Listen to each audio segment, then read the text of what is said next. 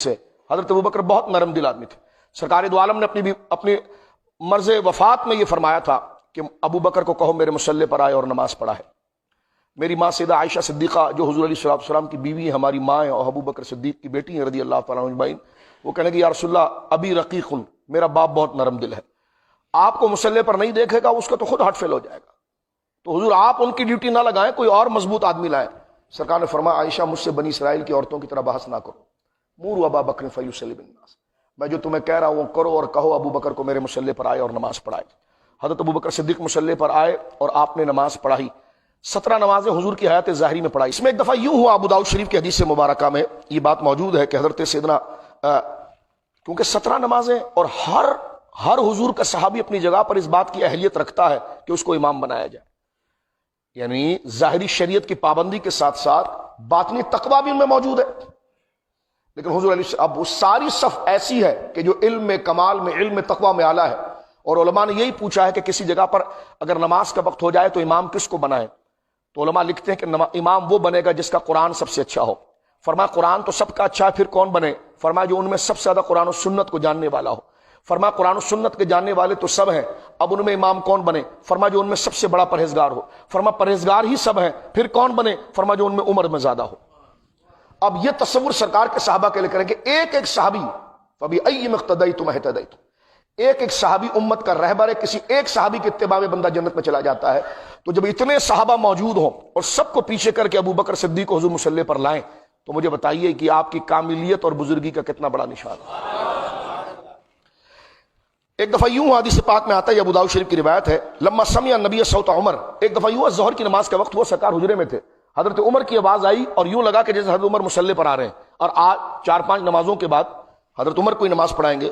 تو قال ابن زمع راوی کہتے ہیں کہ خرج النبی، سرکار دو عالم صلی اللہ علیہ وسلم نے، خرج النبی حتی اطلع رأسه من حجرته، سرکار نے پردہ ہٹوایا، کیونکہ بائیں طرف سرکار کا حجرہ مبارک تھا نا، پہلی صف سے، آج بھی مدنی شریف میں پردہ ہٹوایا. پردہ ہٹا کر سرکار نے اپنا سر مقدس باہر نکالا اور باہر نکال کے فرمایا لا لا لا لا، نہیں نہیں نہیں نہیں نہیں نہیں نہیں، لیصلی بالناس ابن ابی قحافہ، صرف ابو قحافہ کا بیٹا ابو بکر مصلی پر آئے گا اور کوئی نہیں آئے گا. یہ ابو داؤد کہہ رہے لا لا لا، حضور نے 3 دفعہ فرمایا لا لا لا، نہیں نہیں نہیں نہیں نہیں، لیصلی للناس ابن ابی قحافہ، لوگوں کی نماز صرف ابن ابو قحافہ پڑھائے گا، کیونکہ آپ کی کنیت تھی، یعنی ابو بکر فرمائے گا. فرمایا یقول ذلک مغضبا، اور یہ حضور نے جملے اس وقت کہے جب حضور غصے میں تھے. فرمایا جب میں نے ابو بکر صدیق کو کہا تو کسی کی جرت آگے آنے کی کیسی ہوئی. تو دیکھیے یہ کوئی فرضی معاملہ نہیں تھا کہ آج نماز آپ پڑھا دیں اور آپ پڑھا دیں، آپ پڑھا دیں. اور وہ نمازیں کیسی ہوتی میرے دوستو، بات کو ہم سمیٹتے ہیں کہ وہ مصلی کیسا ہے، وہ مصلی رسول اللہ کا ہے. اچھا تو نماز کیسے پڑھنی چاہیے؟ داڑھی ہماری ہو، سنت کا لباس ہو، قرآن ہو، پاکیزگی ہو، طہارت ہو، تمام ہو. لیکن ایک شرط اس کے لیے اور ہے جو آگے کی منزل کے لیے ہے، اور وہ کیا ہے؟ جو رسول کریم نے حضرت جبرائیل سے کہا تھا. حضرت جبرائیل سے کہا تھا جب جبرائیل نے پوچھا تھا مل احسان یا رسول اللہ، حضور احسان کیا ہے؟ عبادت کا رنگ چلن، عبادت کی روح اور لذت کیا ہے؟ تو سرکار کریم نے فرمایا تھا ان تعبد اللہ، اللہ کی عبادت ایسے کر کأنک تراہ، جیسے تو خدا کو دیکھ رہا ہے.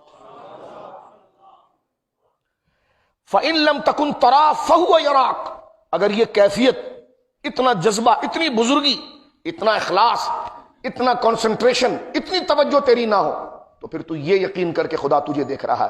اب 2 باتیں ہوئی، عبادت یوں کرو جیسے تم خدا کو دیکھ رہے ہو، اخلاص کا یہ درجہ، یا اس کا نچلا درجہ کہ خدا تمہیں دیکھ رہا ہے.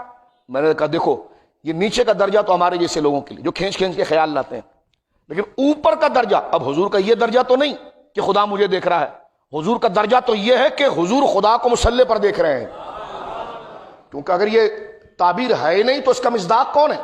اب مجھے بتائیے، اگر امام میں اخلاص ہو اور تقوی ہو تو روحانی طور پر مقتدی کو پیچھے نماز میں لذت آتی ہے.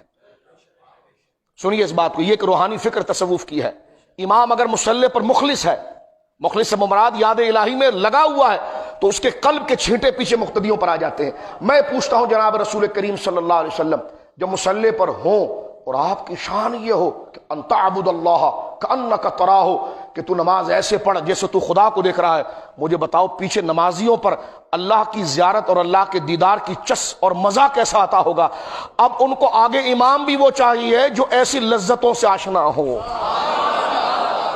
علی کا امام بننا کوئی بچوں کا کام ہے؟ عمر کا امام بننا کوئی بچوں کا کام ہے؟ عثمان غنی جیسے اعلیٰ اخلاق کا ایمان کوئی بچوں کا کام ہے؟ ابو ہریرہ کا امام بننا کوئی عام بندے کا کام ہے؟ حضرت عبداللہ بن مسعود کا امام بننا، بلال حبشی جیسے مخلص کا امام بننا، تو ان سب کا جو امام بن جائے تو اس کو افضل نہ کہیں تو پھر کیا کہیں.